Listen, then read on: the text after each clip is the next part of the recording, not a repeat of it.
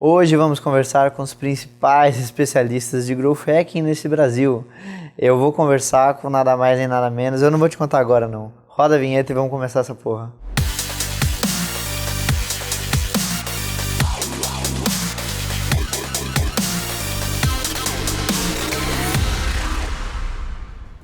Hoje estamos aqui com Felipe Spina. E aí, cara, beleza? Cara, que honra te ter aqui, Imagina, velho. que isso. Mano. Você tá exagerando, eu acho. Não, imagina. Você é um especialista de todo esse growth que tem no mundo.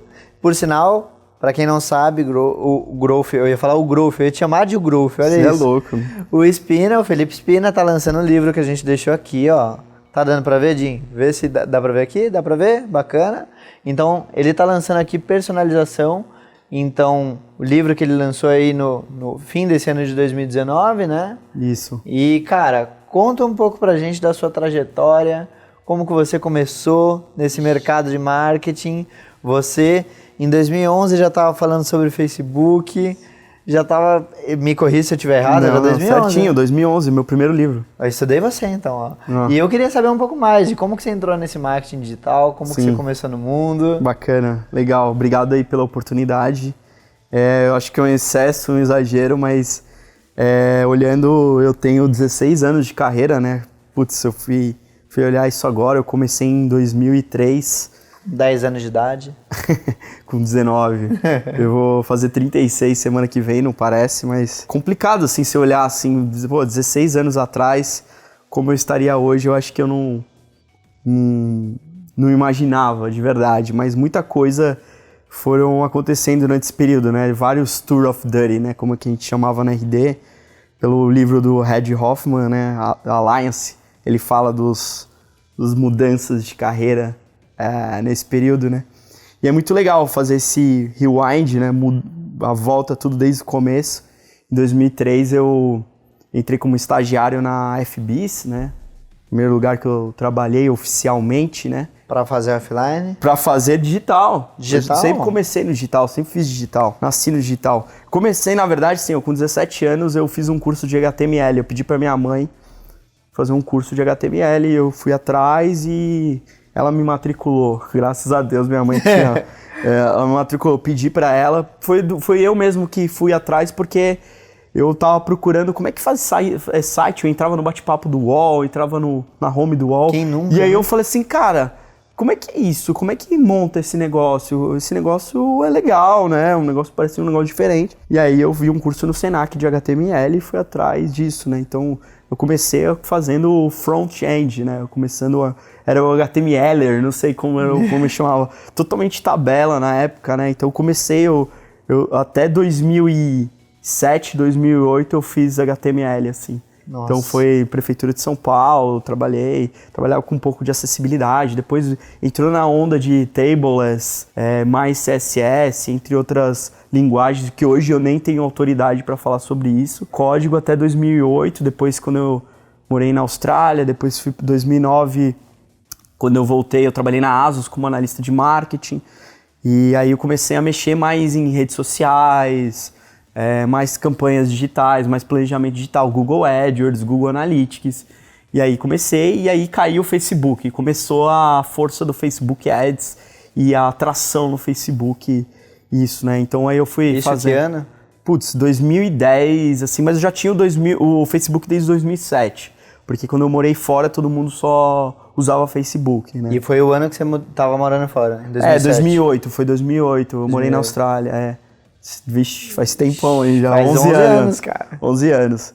E aí o pessoal começava a usar lá e aí eu comecei tinha aquela migração do Orkut, né? E criar páginas profissionais, company pages, né?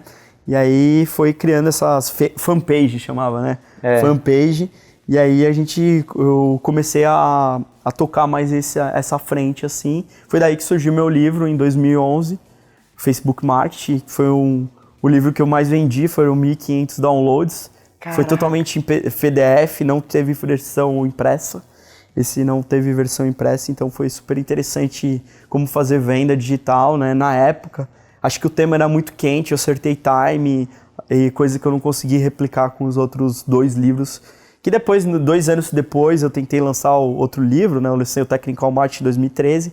Eu, sem editora, totalmente independente, também imprimi, fiz total em impressão. Também gastou uma grana. Gastei uma grana, não vendeu o quanto eu gostaria perto do próximo, desse aí. E aí, mas ele abriu algumas portas, né? Eu dei para algumas pessoas que eu conhecia. Foi de lá que, através desse livro que eu mandei pro Eric, que é o CEO da RD, mandei para algumas pessoas e de lá eu conheci a Resultados Digitais, onde eu trabalhei por quase 3 anos e meio, né? Foram 3 anos e meio que eu trabalhei lá. Sim. E foi um aprendizado enorme e de lá surgiram várias oportunidades e de lá eu já estava escrevendo esse livro, né, o Personalização, que a ideia do livro, contando um pouco, foi porque a gente trabalhava lá com um software de automação, né, o RD Station. Sim. E o software era para todo mundo, mas todo mundo assim, né, como que eu personalizo a jornada de cada um, né, como é que eu faço a jornada?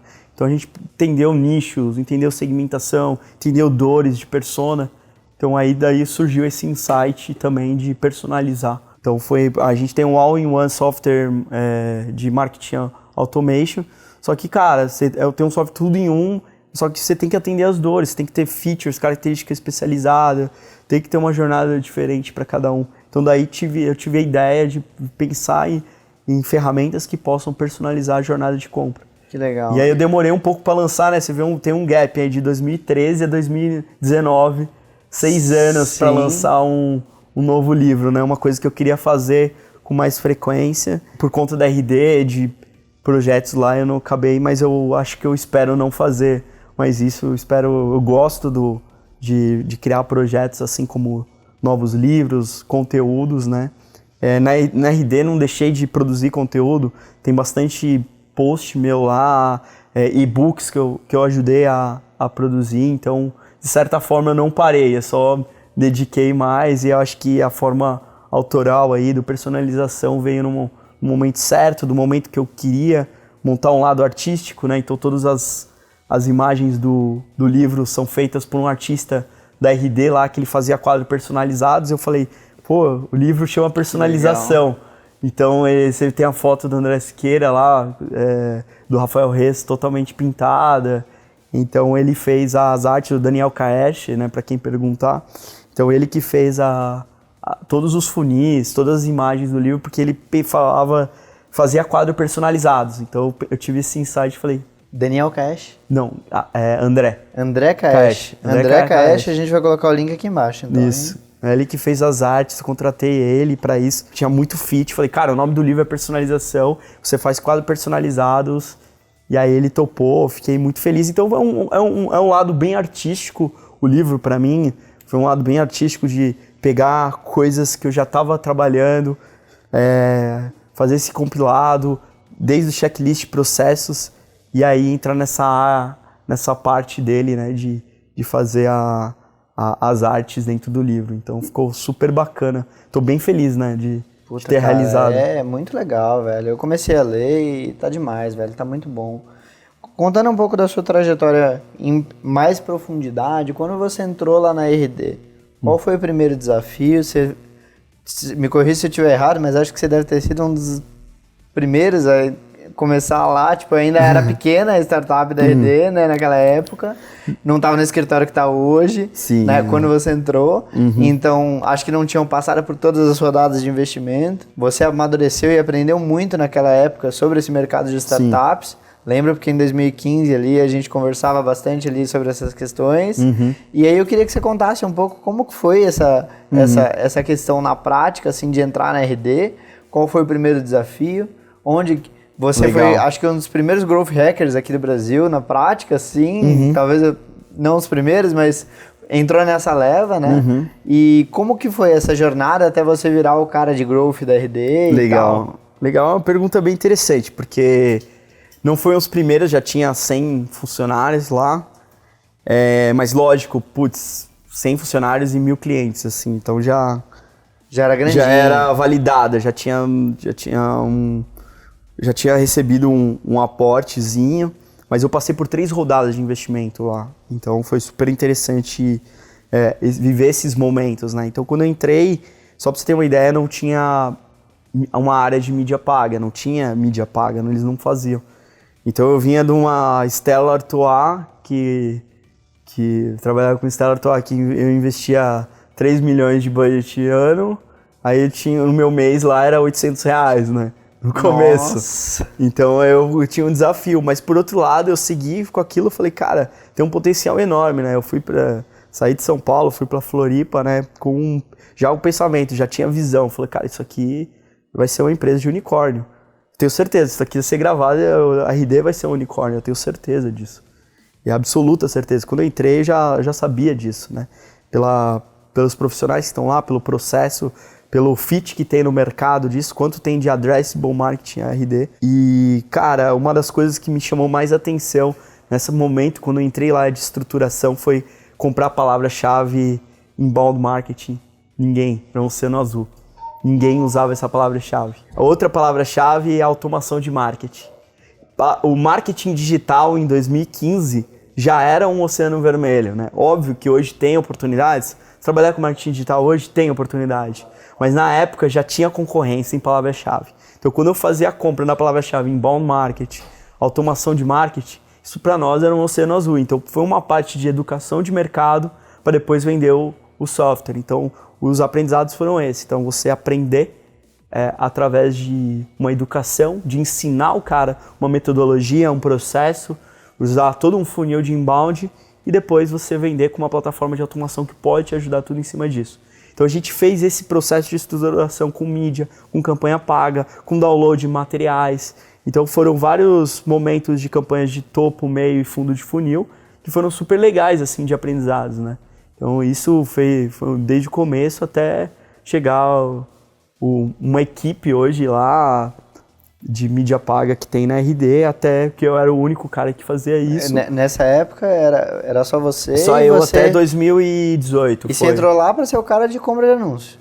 Sim, compra de mídia, total. Totalmente tráfego com anúncio. Tipo, PPC, bem social operação, ads. você ia lá, apertava os botões, comprava as palavras, negativava as outras. Sim, desde palavra-chave, a social ads, anúncio no LinkedIn. Testamos vários canais lá, muito legal. A gente teve a oportunidade de testar native ads, né, Taboola, Outbrain. Testamos portais, programática. Testamos vários tipos de anúncio. Foi muito legal isso também. Então foi como a RD era aberta a teste, a experimentos, growth experimentos, né? Teste AB, landing page, mensagem. Então a gente teve budget para poder testar vários tipos de compras de mídia, desde o tradicional, né? Que só o tradicional já ocupa um trabalho enorme, né? Google Ads, Display, YouTube, Search, Facebook, Instagram, LinkedIn. Então esse já era o enxoval tradicional. Só essa base que você falou já são 8, né? 8 variações praticamente. E aí você ainda testar novos canais, né? Pra ver variação de formato, claro, você medir a ROI pelos canais, mas é óbvio que como você trabalha com marketing digital, o marketing digital é super dinâmico, muda toda hora, é interessante você pensar e falar, cara, vou pensar em novos canais de aquisição. Porque muitos canais saturam e você tem que estar sempre otimizando, né? Sempre, por mais que é always on, você naquela keyword você é número 1, aquele anúncio que traz mais lead, você sempre tem que trazer mais para bater as metas do mês, né? Sim. Então sempre o mês sempre vai aumentando mais. Exato. E aí você tem que buscar novas fontes de investimento, e aí você diversifica formatos e canais. E aí você busca canais novos, busca novas estratégias de mídia. E era legal isso, então sempre tinha esse... Você sempre se divertiu fazendo isso, né? Um trabalho maravilhoso, eu adoro diversificar formatos, mensagem, teste, então eu adorava muito. Você mesmo fazia copy ou você tinha algum redator para te ajudar com isso? Eu, assim, fazia bastante copy, mas eu pegava muito com o time de conteúdo também, já muito... Eles te davam uma força? Sim, bastante Legal. Coisa, né? Peças, entre outras, eu gostava de fazer muito, mas... Tem dois perfis, né, do profissional de mídia, aquele que opera só e aquele que faz copy também. Sim. Então é um profissional full stack marketing, sei lá, o cara que faz tudo, vai fazer tudo, mas claro, você tem a sua especialidade, né, no T-shape growth, né, o cara que é mais profundo, tem mais profundidade numa vertical, né, e claro, você sempre tem como melhorar, cara. Eu tava vendo, assim, um podcast aqui, o cara falou de um artista, né? E o artista, ele não acaba uma obra, ele desiste. E eu gostei dessa frase. Gostei dessa palavra. Você desiste. Então, acho que a gente tem que pensar como artista. Então, tipo assim, porque sempre dá para melhorar. Marketing digital sempre dá para otimizar. Então, a melhor forma é você desistir, aceitar aquilo. Putz, sei lá, no artista, o cara tá pintando o quadro, putz, se eu deixar um sombreamento, mas eu posso melhorar ou piorar. O conceito de teste AB, ele é eterno, né? Você Eterno. pode fazer teste AB do teste AB do teste AB. Sempre dá para melhorar. Você ficar naquela noia e falar, cara, eu vou ficar... Você não vai jogar seu budget maior nunca. E é bom que você tenha isso aí, porque você diminui o CPA, otimiza a taxa de conversão. E é importante ter esse modelo de crescimento, né, de teste, mas você vai ter que entender um momento também de desistir, né? Ou você está aberto a testar um novo daquele modelo e você ir pro próximo, né? Sim. E quando que de lá, cara, quando você começou então como basicamente um analista de performance lá, quando que mudou isso daí, você começou a assumir essa postura, que na verdade, pelo que você está falando, sempre foi uma postura voltada para essa conceitualização de growth, né? Mas quando que isso foi oficializado, sei lá se isso foi exatamente oficializado, ou que mudou realmente? Foi com algumas das rodadas, foi com algum... Você participou de alguns eventos internacionais também, isso impactou? Não, na verdade, assim, eu não tive muita mudança em relação a isso. Hoje o que eu aprendi lá, putz, foi como o crescimento acelerado, você era tipo, subiu a maré, você sobe também junto, né? Sim. Basicamente foi nesse modelo. E a grande questão é que putz, cresceu tão rápido assim, time, tipo, eu fiz as contas assim, cresceu tipo 20 a 25 pessoas por mês, assim. Nossa, cara. Por mês, então isso deu, eu saí da RD, eu entrei tinha 100 e pouco, saí tinha 700, de 1.000 clientes a 13 mil em 6 países. Nossa. Então um crescimento super acelerado, então foi um aprendizado, né, mesmo você estando no mesmo lugar, na mesma posição, você tava ainda... Nisso mudou de escritório quantas vezes? Não, a gente só mudou uma vez. A gente trabalhava na garagem, lá do Celta, no Parque Tecnológico, pro escritório que teve expansão, tal. É um prédio gigante lá, em 8 andares, lá em Floripa, né? Mas eu acho que a parte que eu cresci também foi agora a mudança pro distrito, né? Sim. Então, como head de growth, né? Montar toda a parte de crescimento do distrito, né, que a gente tem unidade de negócio diferente, então formar a equipe, hoje está sendo um desafio enorme para mim. Então como humilde mesmo, estou aprendendo bastante. Não, com toda certeza. Mas como que funcionou essa oportunidade para você, né? Legal. Como que ela apareceu, assim? Você estava lá na RD e tal, e aí, de repente, para mim foi até uma surpresa quando eu fiquei sabendo. Legal, isso é verdade. Bom, eu... participando de algumas rodadas na RD, eu vi que investimento em startup é bem promissor, né? É um negócio até hoje, né? Tem várias startups virando unicórnio, tem várias startups tendo saída. E aí eu procurei investir em startup em 2018, né? Então, eu investi em algumas startups e eu completei esse ano de 2019 em algumas outras, assim, alguns investimentos mais pesados. E aí eu tava procurando onde investir, né? Então eu estava já na RD e procurava... Você tá entrando como anjo? Entrando como anjo, exatamente. E aí eu procurava informações. E aí eu baixei um relatório do distrito, né? Entrei no site lá, o distrito estava patrocinando um Startup Weekend. E aí eu baixei um relatório deles lá e vi que era um mapa, um radar cheio de informações interessantes. Eu falei, nossa, deixa eu marcar uma reunião com esses caras, né? Marcando a reunião, eles não tinham uma área de marketing lá, não tinham estruturado uma área de growth. E aí eu vi a oportunidade, falei, nossa... Tem chão pra crescer aqui. Eu sei fazer essa parte de distribuição, ou pelo menos vou tentar, né?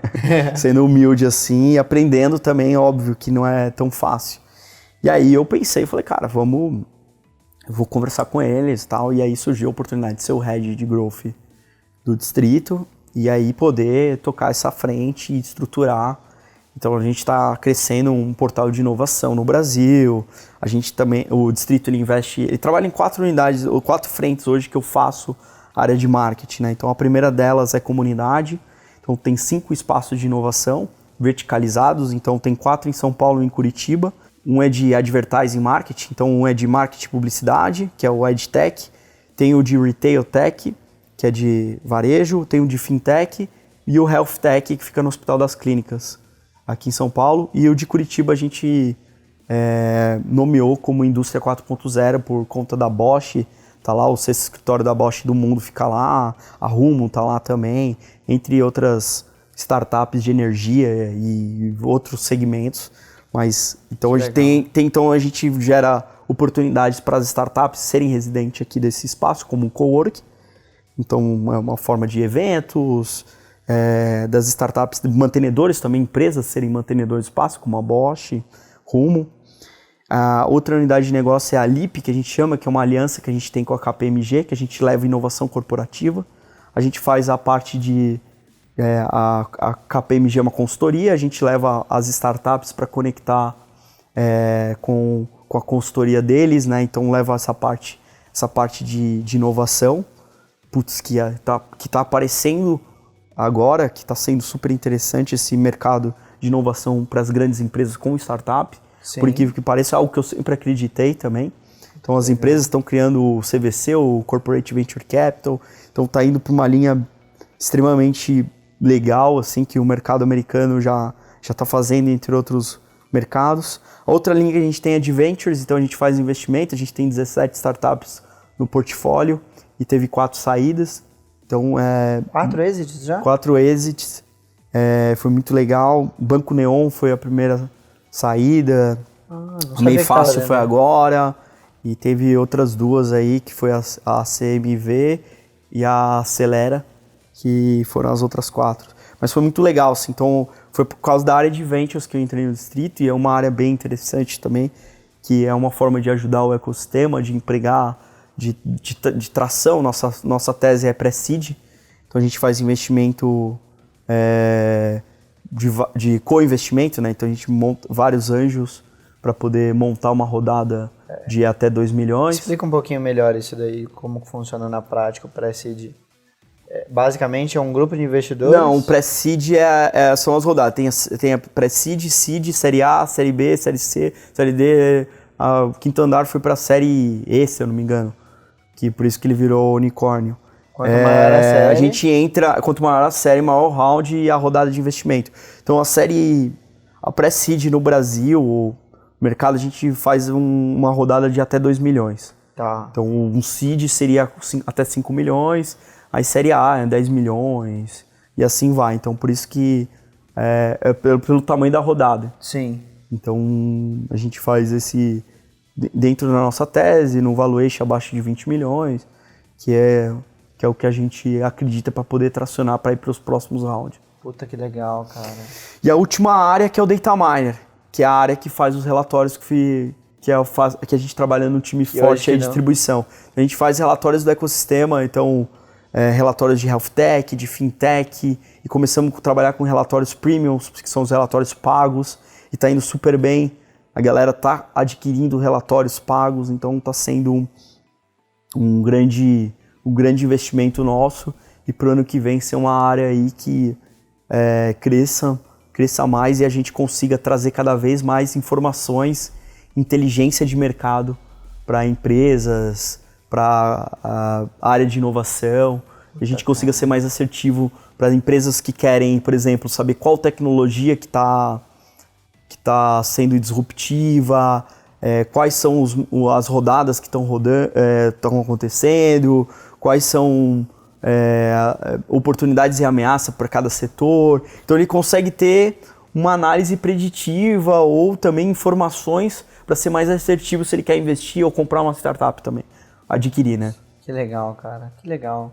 Então a Distrito está basicamente com 5 espaços? 5 espaços de inovação, 5 hubs de inovação. 5 hubs de inovação. E o posicionamento da Distrito é relacionado à inovação? A inovação, tecnologia, né? Então a gente trabalha muito inteligência de mercado, que a gente quer se posicionar. Então a gente não é uma aceleradora, não se posiciona como incubadora também, mas a gente traz a inteligência de mercado tanto para startup, para as empresas e para investidores. E aí, para completar tudo, você me lança esse livro, fenomenal, e queria pedir para você agora recomendações de leituras, podcasts Legal. e questões que você pode compartilhar aí com a galera que está assistindo a gente. Pô, que legal. Bacana, é bem difícil fazer uma curadoria rápida dessa, né? Demoraria um pouco mais, mas é bacana. Eu tenho... Cara, um dos livros que eu li 10 anos atrás e para mim faz sentido até hoje é o 4-Hour Workweek do Tim Ferriss. Trabalhe 4 horas por semana, pode parecer já... todo mundo fala, mas esse livro realmente mudou a forma de como eu escrever e-mail, como ter mais produtividade. É um livro também que, para quem trabalha com growth, é essencial. Para mim é o melhor livro mesmo. É o Tração em português, do Gabriel Engber.